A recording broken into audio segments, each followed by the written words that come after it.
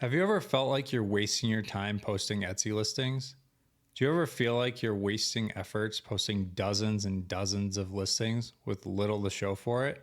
Like you're just chasing the next trend report and racing to get as many listings posted and hoping and praying for success? If that's you, this video is for you. In this video, I'm going to be talking about the 3 reasons why I post only one Etsy listing per niche and how it's helped us achieve almost $2 million in sales on Etsy. What's up, guys? It's Connor here. For those of you guys who are new here, my wife and I are full-time Etsy sellers. We've done just shy of $2 million in lifetime sales on Etsy. Those top 2 screenshots, there are our stats from 2 of our Etsy shops. Now, obviously, Etsy doesn't include the shipping collected when they show their stats like that. But that bottom number in green there, that's our total lifetime revenue as of June 30th, 2025. And so, as I mentioned, we do this full time. We recently quit our 9-to-5 jobs over the last 12 months, and we are actively pursuing and growing our Etsy shops here in 2025. So we are making these videos for 3 main reasons. Number 1, to document our journey from where we're at right now, just shy of $2 million, all the way to $10 million and beyond. Now, up to this point, we haven't done a great job of documenting our journey, but we're going to change that right now. Along the way, we'll be sharing what did work, what didn't work, and what we're actively doing to grow our own Etsy shops. And then finally, selfishly, we're making these videos to attract other Etsy sellers just like you who align with our values and who want to work with us to help them grow their own Etsy businesses. So let's get right into this video. So today's topic is the 3 reasons I post only one Etsy listing per niche. And so what's the problem here? What are we trying to solve? And so I'm depicting this problem with a simple equation here. And so I have 3 images there. You guys may have already guessed it. But what I'm trying to say here is throwing spaghetti at the wall and just hoping and praying that you get sales. And so I see many people struggling with this, where they're mass uploading listings. They're posting dozens and dozens or hundreds, even thousands of listings with very little success. And they're really just hoping and praying that they find that success, throwing up random designs and listings. And what ends up happening is the mass majority of people taking this approach, they don't see the results they want and they get very discouraged. And ultimately they end up like this sad lion. And none of us want to be like that sad lion, right? And so you may have heard things like post as many listings as you can, or one of them will do well, or Etsy favors your shop if you're active. And so in reality, Etsy favors shops that have listings that sell, right? It makes sense. Etsy's going to make money when we make money and when we make sales. And so Etsy makes money when we make sales. I think that it's very simple concept, but I think a lot of people overlook this. And if we just go down to the basics, this is ultimately what we're trying to do, right?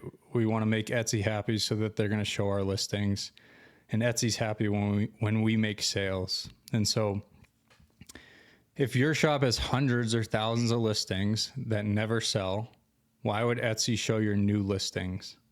And so seriously ask yourself that question and reflect on that. If you've been posting dozens or hundreds of listings, putting all this time in with very little results or not seeing the success that you wanted, really reflect on that and ask yourself that question. Why would Etsy show your new listings if the hundreds that you've posted in the past haven't made sales, right? Why would Etsy start to show those new listings? There's no track record that you have that says that other customers are going to want to buy those listings. So seriously reflect on that before you continue to just go down that path of posting more and more listings. And so an alternative approach, the approach that I like to take, is this equation here. And so I like to start with research, and then I'm going to do more research and more research. And then I'm going to add some confidence. I'm going to be so confident in the design and the listing that I'm putting out there. I've spent enough time where I'm studying the market. I know exactly who my customer is and what they're looking for. I know where the gap in the market is. I'm providing them a product that it's exactly what they're going to love, exactly what they're looking for. And when you spend that much time up front in your research and you add the confidence part to it, what ends up happening is you start to see those results. We start to make money. Right. And ultimately, that's what we all want as business owners, right? We're in this to make a profit. We're in this to to earn money and earn income for ourselves and our business. And so my first point today for this video is that we want to prioritize our efforts. And so as Etsy sellers, we are limited to search volume on Etsy. And so a recent study shows that there are close to 100 million active buyers on Etsy.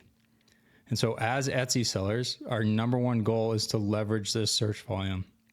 There are already active customers on the marketplace looking to buy items. And so our goal and our job really is to create items that those customers love, that they're already looking for, and we want to put those products in front of them.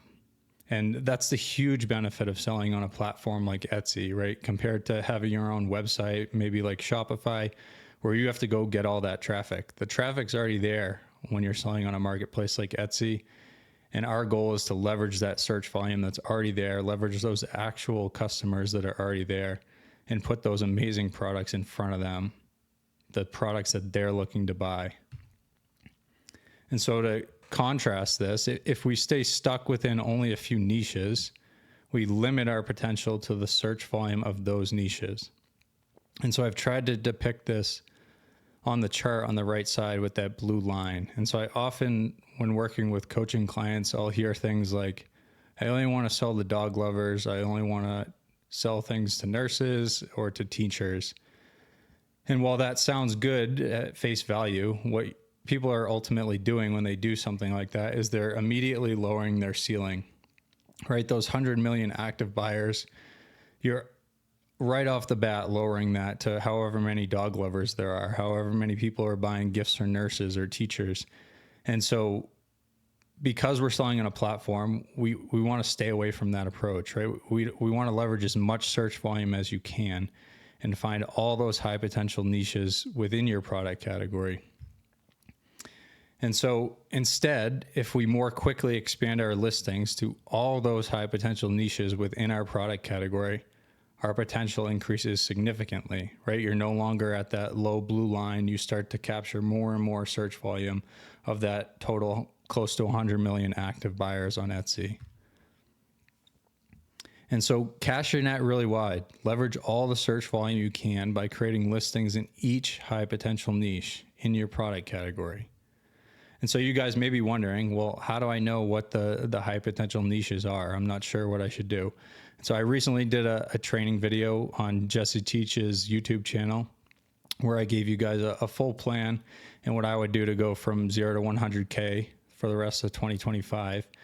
And in that video, it gave away a free download, which I'll link in the description here as well. But basically it included 200 of the top tumbler niches, as well as 100 of the top Christmas ornament niches. And those are niches that we sell in our exact Etsy shops, right? Those are the same ones that we're selling in. And so I also included a bonus 2025 schedule, which if you're watching this video here in 2025, that's going to be super relevant for you to help you just prioritize your efforts and stay on track and know that the things that you're working on are worthwhile and worth your time ultimately. So if you're interested, go check that out in the description. I think it'll be a really helpful resource for you guys. So my second point here is limiting potential. And what I mean by this is if you're taking that initial approach that I outlined where you're mass uploading, you're throwing spaghetti at the wall, you're just hoping things sell, you're posting as many listings as you can, you're just chasing those new trends and trying to catch that new trend, ride the wave, and post as many listings as fast as possible. When you do that, what you're actually doing is you're limiting your potential. And I'm going to try and explain this in more detail. So when you post a listing, it will begin to get clicks, favorites, sales, and reviews, right? Seems pretty obvious, but this is the feedback mechanism that Etsy uses. These are the different things that they measure to see how a listing's doing and see if they should continue to show this listing to other prospective customers, right? And so we're always trying to optimize for those clicks, the favorites, the sales, and the reviews. And so if you think, if all of those clicks, favorites, sales, and reviews happen on one single listing, Etsy's going to be really happy, right? They're going to continue to show that listing to more and more customers because that listing's selling. It's getting positive feedback And ultimately, Etsy's making a lot of money. And so they want to keep showing that listing like crazy. And so when Etsy's happy, we're also happy, right? That means we're making sales, and that's what we want as business owners. And so I've come up with this chart here showing the two scenarios that we've been talking about. And so the orange boxes are meant to just represent like sample Etsy listings. And so on the left side, we have the 4 orange boxes. And then on the right side, we have 1 orange box, which is meant to represent one single listing. And so if we walk through the example on the left, which is, the mass uploading approach, we're throwing spaghetti at the wall, just hoping something sells, putting up as many designs and in as many different styles as we can, and hoping that one or some of them catch on. And so what may end up happening when you do this is maybe that top listing that you sell, that one on the top left there, maybe over the first 30 days, maybe that gets 100 visits, 8 favorites, 5 sales. Then maybe the second best listing in that batch that you posted, maybe that one gets slightly less, 80 visits, 6 favorites, 4 sales, and then so on. It kind of tapers off after that. And I'm showing 4 listings here just really because of the sake of fitting it on the screen here. But I've worked with many coaching clients in the past who have struggled when they were taking this approach previously. And it's usually not just 4 listings, right? I only use 4 to fit it on the screen, but often it's dozens, it's 10, 20, 30, sometimes up to 50, 100 different listings in the same niche, just throwing up as many things that they can think of and hoping one sales. And so what ultimately happens for most people when they take that approach is they end up getting average results. And so if we contrast that with what's on the right side, where we have our single listing, where we've spent tons and tons of time upfront studying the research, studying the market, more and more research, and we add that confidence that I talked about, where we're confidently identifying that gap in the market. We know exactly what our customer wants. We know exactly where we're providing that value.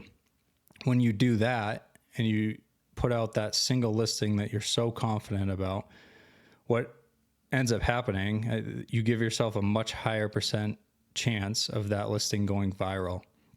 And so the example stats that I've shown under that listing in black there, 1,000 visits over those first 30 days, 80 favorites, 50 sales. And one thing I want to contrast here between these two approaches is, for example, if you look at the listings on the left, if you add up those visits or those number of sales. So for example, let's look at the visits, 100 visits plus 80 visits plus 30 visits plus 12 visits.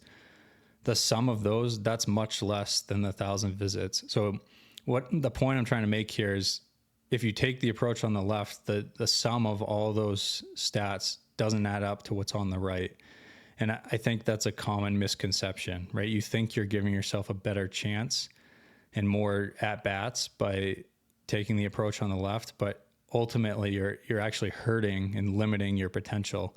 And so the results that you can see from taking the approach on the right, where you have that one listing that's amazing and you've spent a ton of time up front, those results are 5, 10, 20x what you'll see when taking the approach on the right versus the left. And so I really want to encourage you guys to rethink and shift your mindset, because the approach on the right is what we have typically done in our past and what we actively do today, right? And it's led to a lot of success for us, and it's how we many times get those listings to go viral and just really catch fire and just take off like crazy. And so we'll keep moving here. My third point here is the reason why you want to just post one listing per niche is for improved quality. And so imagine if you were only allowed to post one listing. Now, it's a little bit of a thought exercise, right? Ultimately, we can post as many listings as we want on Etsy, right? It's only 20 cents to post a listing. But really think to yourself hard and ask yourself that question. If you were only allowed to post one listing and all your other sales from then on had to come from that one listing and the sales from that one listing, how much more effort, research, and thought would go into that one single listing? How much more time would you spend on it? How much more would you spend in your research, on your listing photos, on your actual design? How many iterations would you go through until you were so confident that this was exactly what the customer was looking for, that this was the gap in the market that people were looking for? Like I said, a little bit of a thought exercise, but I really want to challenge you guys to start to think in that way. And I think we could all take something away from that, right? Even myself, we all probably go too fast and rush through the process of creating products and listings and designs. And I think we all can take a step back and slow down and improve our quality of work. And so I was recently pitching this or talking through this with a recent coaching client and encouraging them to change their mindset and take this approach. And so their response when we were talking through that was, I can see how the quality might diminish, right? If I'm going to post 15, 20, 30 listings instead of just one, like I could see how most people, the quality would drop off, right? I just wouldn't work as hard. I wouldn't do as well if I did 30, right? I maybe would rush. I could see how that would happen for other people, but that won't be me.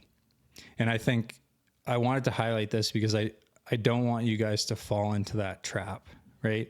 I think a lot of people, myself included in the past, have fallen into that trap where you think you're better than others. You're not going to make the same mistakes. And I think it's a false belief. And I really want you guys to question your mindset and hopefully shift the way you think about how you approach each listing and each part of the process, your research, your designs, your listing photos, and really just slow things down and improve your quality. So those are my 3 points, but let's talk reality. So I'm kind of taking an extreme stance here where I'm saying just one listing per niche, right? And that's likely very different than what you've heard in the past from others. So ideally, each listing you post becomes ranked the number 1 listing on Etsy in that niche or for those search terms, right? That would be the ideal scenario. In reality, however, we won't hit a home run on every single listing, but that's okay, right? Ultimately, you can go back to certain micro markets or certain niches later on in your process. Maybe a certain event you didn't do as well on in the next year that event comes back around. You can revisit that one and you can kind of fill in the gaps. And over time, you start to build up those listings that are the home runs, right? And through multiple seasons working on a product category, that's when you really build up that strong shop that has those sales that are very consistent year over year and month over month. And so ultimately, you're better off prioritizing the search volume, right? Spending your time casting your net really wide, capturing all that search volume that you can through all the different high potential niches or micro markets that you're identifying, and focusing on quality, improving your quality, going super slow, making sure you spend enough time in the research, making sure you've identified your customer, you know that gap in the market, you know exactly where you're adding value, you're giving that customer exactly what you want. And so, like I said, you're better off prioritizing those things over mass producing listings, throwing spaghetti at the wall like I showed in that initial equation at the beginning of this presentation.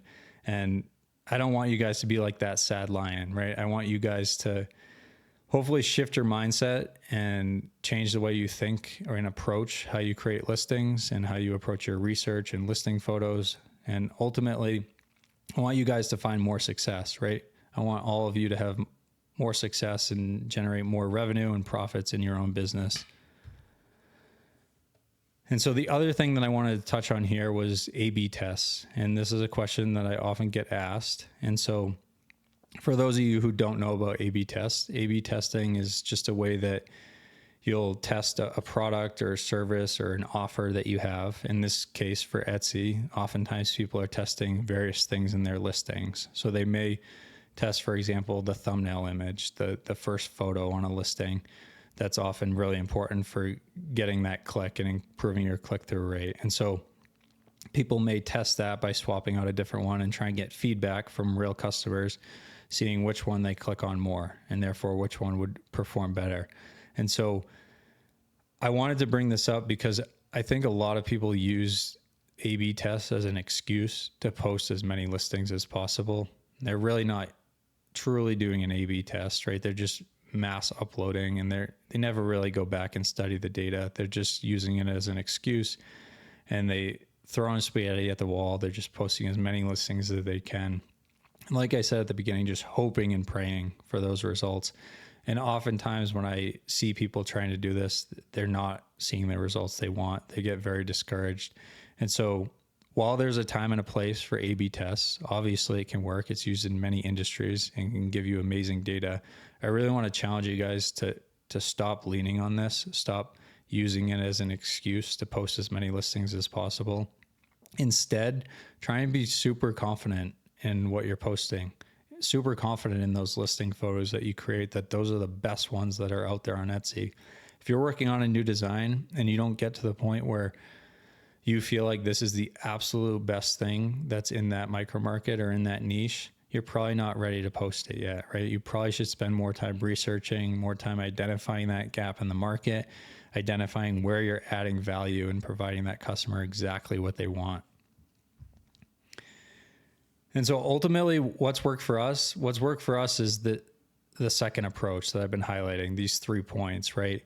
And so that includes more and more research. Like I said, it includes deploying listings, creating listings and designs and listing photos, every part of that process for creating a listing confidently. And I really want to encourage you guys to shift your mindset, like I've said, and just change your perspective on this. I think the pendulum swung way too far in one direction, where I see far too many people just mass uploading, throwing spaghetti at the wall, just hoping and praying for those results. And majority of the time, like I've said, it doesn't result in good results and just leads to discouraged sellers. And so that's not what I want for you guys. I want you guys to find success and bring home those profits and high revenue months. And so there was a big shift for us over the last few years when we really changed our mindset in this. I used to do the same thing. I used to mass upload at the beginning of my Etsy POD journey, really just hoping and praying that something would catch on. And I've really shifted my mindset over the last few years here. And really it's the reason for a lot of our success. We spend a lot more time up front on our research and our listing photos and each of our designs. And we're super confident each time we post a new listing or each time we launch into a new product category. And so, yeah, hopefully this video helped you guys. Like I said, I really just want to try to shift some of your mindsets and have you rethink how you approach your process. Ultimately, you guys are your own business owners. You guys can choose what works best for you. And I am taking a little bit of an extreme approach here, an extreme stance where I'm saying just one listing per micro market. And at the end of the day, like, you guys can make that decision for yourself. There may be certain niches or micro markets where you guys decide, hey, I think there's a lot of demand, maybe way more demand in this specific one than others. And maybe it's worth my time to spend a little more of my time, prioritize those more so than others. And maybe I do post a few different listings because there's so much demand that I've identified. And that's okay. You can make that decision. It doesn't need to be as black and white, right? I am saying and trying to push you guys more towards one listing per niche, but ultimately you guys are the business owners and you make that decision. I'm just trying to challenge you guys to spend more time in your research, improve your quality, and prioritize your efforts in the best way possible. And so if you guys have liked this video, my wife and I are actually starting a brand new Etsy shop. We just released our first video from our 0 to 100K challenge on Etsy. And so, like I said, we're starting a brand new Etsy shop. We're going to take that from 0 all the way to 100K. We're going to bring you guys along for the journey and kind of do it live as we grow that shop. And so if you're interested in watching that video, I'll link that here on the screen. But thanks everyone for watching.